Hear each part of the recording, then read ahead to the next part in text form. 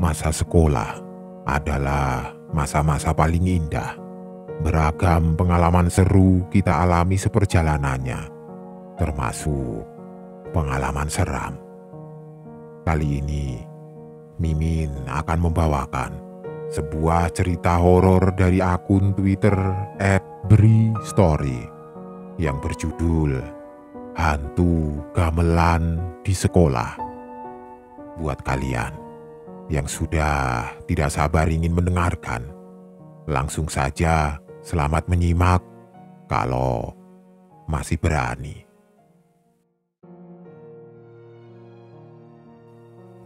Kejadian ini sudah lama, tapi aku masih sangat ingat detailnya.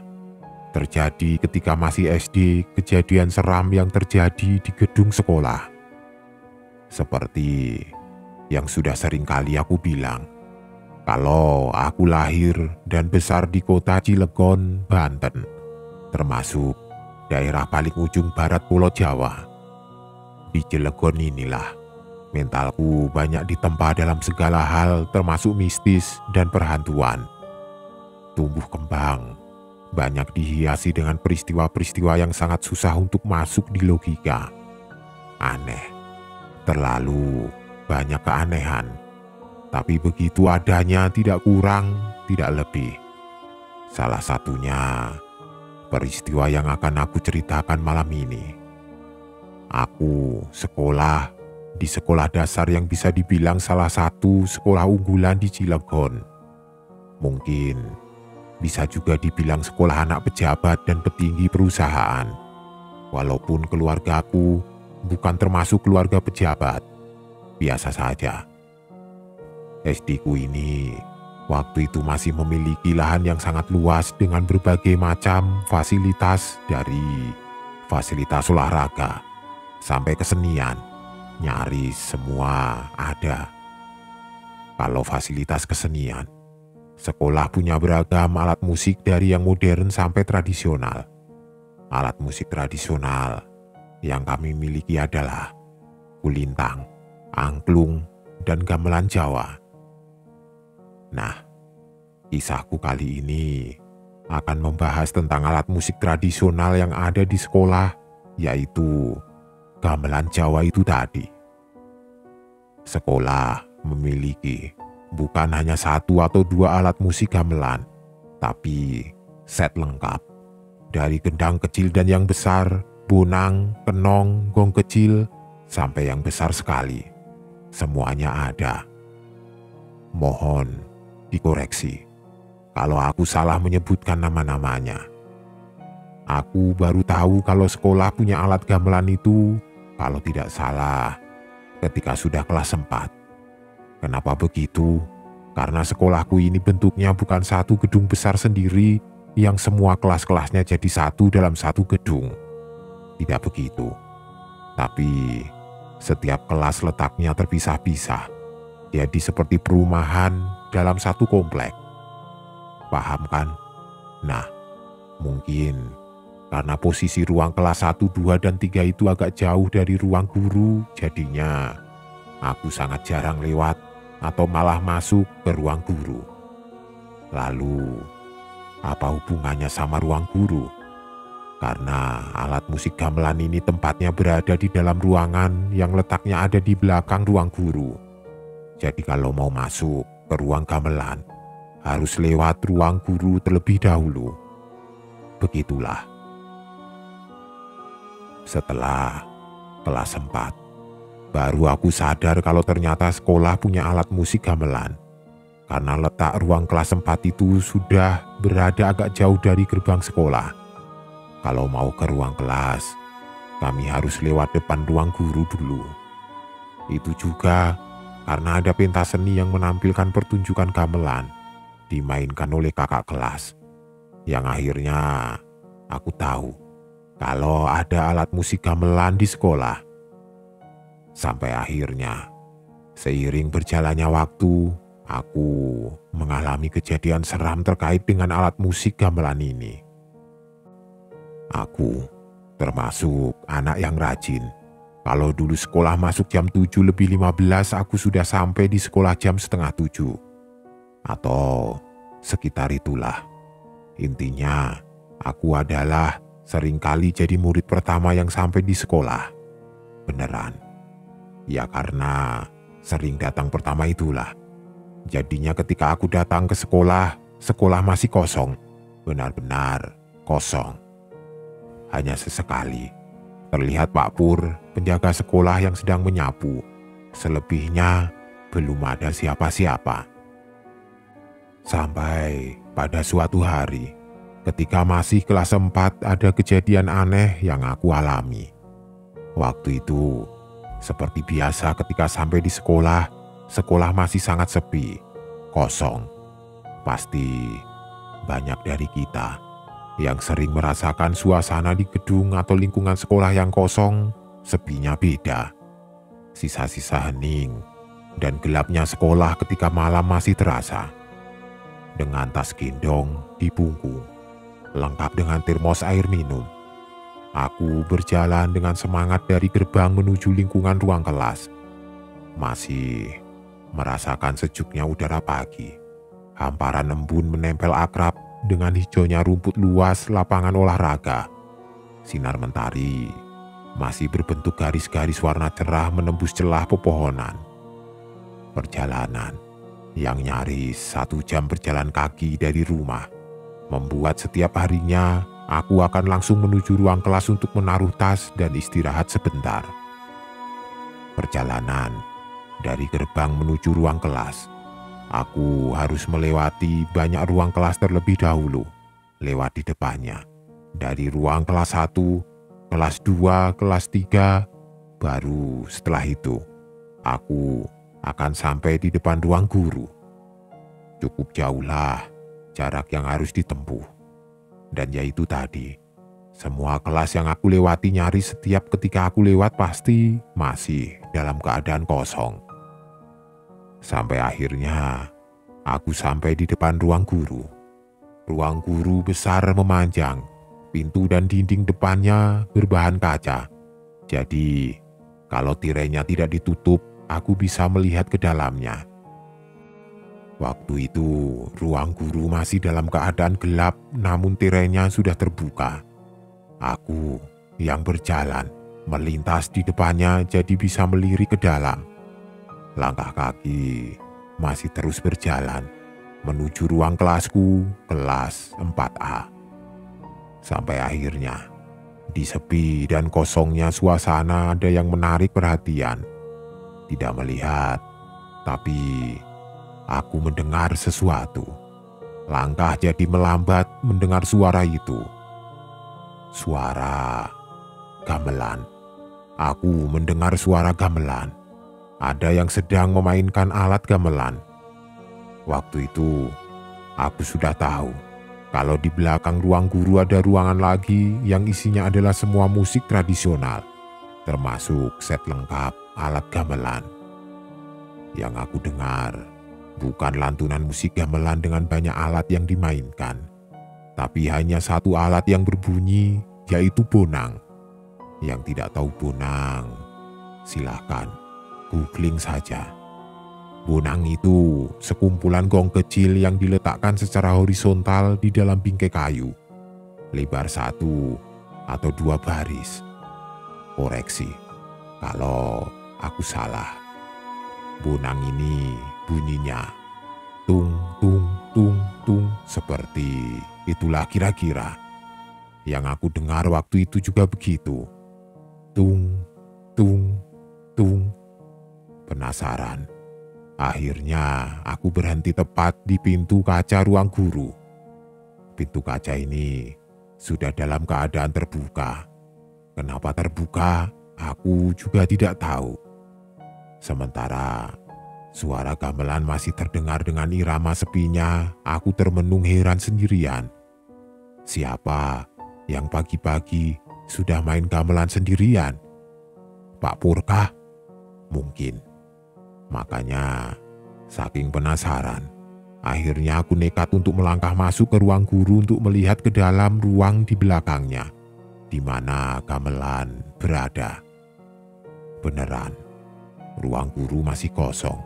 Ruang besar memanjang itu hanya berisi banyak meja dan kursi, lemari buku, dan berkas berderet menutup dinding ruangan. Lampu masih dalam keadaan mati semua sehingga masih gelap, hanya mengandalkan sedikit cahaya pagi dari luar.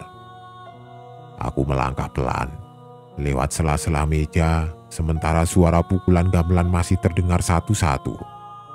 Ini siapa yang main gamelan? Itu pertanyaan yang terus muncul di kepala. Sampai aku akhirnya sudah tepat berada di depan pintu yang menghubungkan ruang guru dengan ruang gamelan. Pada saat itu, aku masih berdiri diam, tidak berani untuk mengintip ke dalam, apalagi mendorong pintu membukanya. Mengintip ke dalam, iya, karena saat itu pintu tidak tertutup, tapi sedikit terbuka, membuat celah yang sepertinya bisa membuatku untuk mengintip. Tapi tidak berani, karena musik gamelan masih terus saja berbunyi. Seram, iya.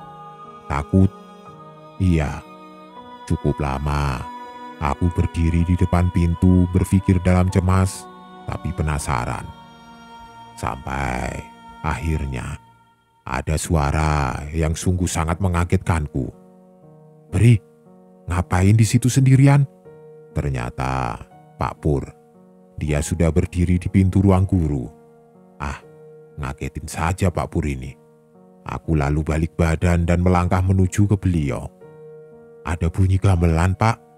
Siapa yang main gamelan pagi-pagi begini? Memang sudah ada yang datang?" tanyaku kepada Pak Pur ketika sudah berada dekat dengannya. "Ah, kamu salah dengar kali, Bri. Tidak ada yang main gamelan. Sudah, sana ke kelas. Saya mau membersihkan ruangan ini dulu." Tapi setelah kemunculan Pak Pur ini, suara gamelan tiba-tiba berhenti, tidak kedengaran lagi. "Lain kali, kalau dengar atau melihat apa-apa dari ruang itu, jangan kamu samperin ya. Biarin saja. Jangan ya." Pak Pur mewanti-wanti seperti itu. Entah apa maksudnya. Aku hanya mengangguk-angguk setelahnya. Percakapan singkat dengan Pak Pur itu tentu saja sangat mengundang pertanyaan dalam benak. Jelas-jelas aku mendengar suara gamelan. Kok Pak Pur bilang tidak ada siapa-siapa? Ditambah ujungnya melarangku ke ruang gamelan. Aneh kan? Ya sudah. Setelah itu aku langsung menuju ruang kelas. Tidak lama kemudian, anak-anak lain mulai berdatangan. Sekolah yang tadinya sepi berangsur ramai. Lalu, sementara melupakan kejadian aneh yang aku alami pagi tadi. Setelah hari itu, beberapa kali aku mengalami kejadian aneh menjurus seram terkait dengan gamelan Jawa itu. Nanti, kapan-kapan aku ceritakan satu persatu. Tapi tidak kali ini. Kali ini beberapa saja. Kejadian berikutnya terjadi pada suatu malam. Malam-malam, iya, malam-malam. Aku ingat waktu itu sudah kelas 5. Aku yang sudah beranjak besar punya kebiasaan sering bermain hingga malam ke rumah salah satu teman sekelas. Doni namanya. Doni ini rumahnya di belakang gedung sekolah, tapi agak jauh, sekitar 2 km jaraknya. Tapi kalau pulang dari rumah Doni, aku harus lewat sekolahku itu dulu. Harus, karena tidak ada jalan lain yang lebih dekat. Pada malam itu, aku keasikan di rumah Doni sehingga baru pulang sekitar jam 9 malam. Dan waktu itu, aku sudah mulai biasa naik sepeda. BMX Silver kesayanganku. Ku kayuh menyusuri jalan setapak di belakang sekolah, melewati jembatan besi yang seram. Oh iya, di jembatan besi inilah pertama kalinya aku melihat sosok kuntilanak. Dan pernah aku ceritakan sebelumnya. Singkat cerita, akhirnya aku sampai tepat di depan sekolah. Ya karena sudah malam, lingkungan sekolah sudah pasti kosong. Dari luar pagar aku melihat lampu-lampu yang menyala hanya lampu besar di depan ruang guru dan beberapa lampu taman. Jalur lintasan sepeda lewat persis di depan lapangan upacara. Di belakang lapangan upacara ini ada tangga melebar dari kanan ke kiri. Di atas tangga ada lantai luas yang tepat di belakangnya letak ruang guru berada. Makanya dari lintasan sepeda aku masih bisa melihat depan ruang guru walaupun dari kejauhan. Aku yang harusnya cepat pulang malah melambatkan kayuhan ketika sudah tepat berada di depan sekolah. Melambat dan akhirnya benar berhenti. Kenapa? Karena aku melihat pemandangan aneh. Yang pertama, aku melihat kalau pintu ruang guru dalam keadaan terbuka tapi tirainya tertutup semua. Yang kedua, aku melihat ada beberapa orang yang sedang berjalan berbaris beriringan dengan menggendong sesuatu di tangannya. Curiga, jelaslah. Awalnya, aku pikir mereka itu maling. Tapi beberapa belas detik kemudian pikiranku berubah. Bukan, sepertinya bukan maling. Karena mereka berjalan dari ruang-ruang kelas sebelah kanan menuju ruang guru. Lalu masuk ke dalamnya. Tapi apa yang sedang mereka gendong? Setelah aku perhatikan, orang-orang itu berpakaian khas Jawa yang laki-laki mengenakan kain dan baju Jawa lengkap dengan belangkon. Sementara ada satu perempuan mengenakan kebaya lengkap dengan sanggulnya. Nah, beberapa orang yang laki-laki menggendong alat gamelan. Mereka melangkah pelan berbaris lalu masuk satu persatu ke ruang guru. Sampai akhirnya masuk semua. Aku makin penasaran. Menyandarkan sepeda di pagar lalu aku melangkah masuk ke lingkungan sekolah menuju ruang guru. Gelap. Sebagian besar halaman sekolah sangat gelap. Hanya 2 atau 3 lampu taman berbentuk bola kaca yang sedikit menerangi. Tapi karena penasaran, aku tetap melangkah maju. Melewati lapangan upacara, lalu menaiki tangga yang hanya beberapa pijakan saja. Setelah lewat tangga, beberapa meter kemudian aku sudah sampai di depan pintu ruang guru yang dalam keadaan terbuka. Siapa orang-orang yang tadi masuk ke sini? Mau ngapain mereka malam-malam? Itu pertanyaan-pertanyaan yang ada di kepala. Sama seperti sebelum-sebelumnya. Ketika sudah tepat di depan pintu aku merasakan keraguan untuk melangkah masuk. Takutkah? Mungkin. Karena pintu ruang guru yang terbuka inilah akhirnya pada menit berikutnya aku bisa mendengar dengan jelas suara yang mengalun dari dalam. Aku mendengar alunan musik gamelan. Kali ini bukan hanya satu instrumen tapi banyak alat musik yang dimainkan. Bermain dengan nada seirama, bersatu jadi simfoni musik Jawa nan indah. Aku terpesona mendengarnya, ditambah suara nyanyian tembang Jawa mengiringi. Nyanyian, iya, nyanyian. Musik gamelan ini tidak berdiri sendirian, tapi mengiringi lantunan tembang Jawa yang mengalir dari suara perempuan. Ada perempuan yang sedang melantunkan tembang. Semakin penasaran, akhirnya aku melangkah masuk dengan niat menuju ruang gamelan. Sangat berbeda suasananya. Ruang guru di malam hari, meja dan kursi diam dalam gelap jadi pemandangan sekitar. Sepinya berbicara, kosongnya seperti punya rencana. Sementara suara gamelan mengiringi nyanyian tembang Jawa masih mengalun jelas dari ruang belakang. Tidak bisa mundur. Aku harus terus melangkah untuk mencari jawaban siapa gerangan yang sedang memainkan gamelan malam-malam begini. Sampai akhirnya langkah terhenti ketika sudah tepat berada di depan pintu. pintu yang menghubungkan ruang guru dan ruang di mana gamelan berada. Lagi-lagi, pintunya dalam keadaan terbuka.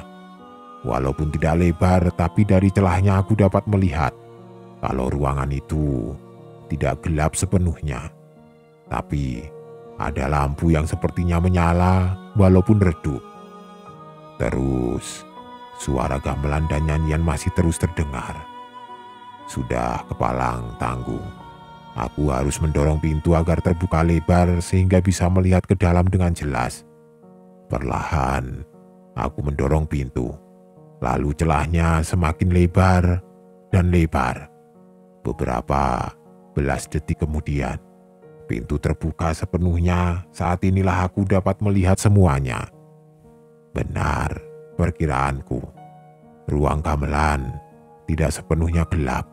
Ada satu lampu menyala di ujung ruangan sebelah kanan. Masih redup, tapi aku bisa melihat hampir seluruh sudut ruangan. Apakah musik gamelan dan nyanyian masih ada? Masih ada, malah lebih jelas kedengarannya. Lalu aku melangkah lagi beberapa sampai akhirnya berada tepat di pintu. Dari sini, lebih bisa lagi aku melihat semuanya. Pintu berada di tengah. Di sebelah kanan ada deretan kursi yang diperuntukkan bagi penonton untuk duduk menyaksikan pertunjukan di atas panggung. Panggungnya di mana? Panggungnya berada di sebelah kiri di depan deretan kursi tadi. Panggung permanen yang tidak terlalu tinggi, paling hanya setengah meter. Tapi di atasnya punya cukup ruang menyediakan tempat bagi semua alat musik gamelan. Benar, semua gamelan dari yang bentuknya kecil sampai yang besar letaknya di atas panggung itu. Dari atas panggung itulah musik gamelan dan lantunan tembang Jawa yang aku dengar sejak tadi berasal. Iya, aku melihat semuanya. Dalam redupnya cahaya, aku melihat semua instrumen gamelan bergerak-gerak dengan sendirinya, bergoyang-goyang, layaknya ada yang memukul sampai menghasilkan bunyi. Padahal sama sekali tidak ada orang yang sedang memainkannya. Aku hanya diam, terpaku melihat itu semua. Gamelan berbunyi memainkan musik dengan sendirinya. Lalu, dari tadi terdengar suara perempuan sedang menyanyi. Siapa yang menyanyi? Setelah aku benar-benar perhatikan, di ujung ruangan di belakang deretan gamelan, berdiri dalam gelap, seorang perempuan berkebaya lengkap dengan sanggulnya. Perempuan inilah yang sedang melantunkan tembang Jawa. Sungguh, pemandangan yang sangat menyeramkan. Seketika itu juga aku seperti tersadar lalu ketakutan menyeruak isi kepala. Perlahan melangkah mundur sambil terus diiringi lantunan gamelan tembang Jawa. Cepat-cepat melangkah menuju pintu keluar, ingin pergi lalu menjauh dari sini. Lega, karena akhirnya sampai juga di luar lalu menuruni tangga menuju gerbang. Tapi tiba-tiba, "Beri!" Aku langsung menoleh ke arah suara. Ternyata Pak Pur. Dia berdiri di halaman sekolah dengan lampu senter di tangannya. "Ngapain kamu malam-malam di sini?" tanya Pak Pur. Saya baru pulang dari rumah Doni, Pak," jawabku. "Terus, tadi lihat ada orang masuk ke ruang guru." "Terus kamu dengar suara gamelan?" "Iya, Pak. Kan saya sudah bilang, jangan penasaran sama gamelan. Sudah, sana kamu pulang, sudah malam." Tidak lama-lama, akhirnya aku benar pulang, mengayuh sepeda cepat-cepat agar sampai di rumah.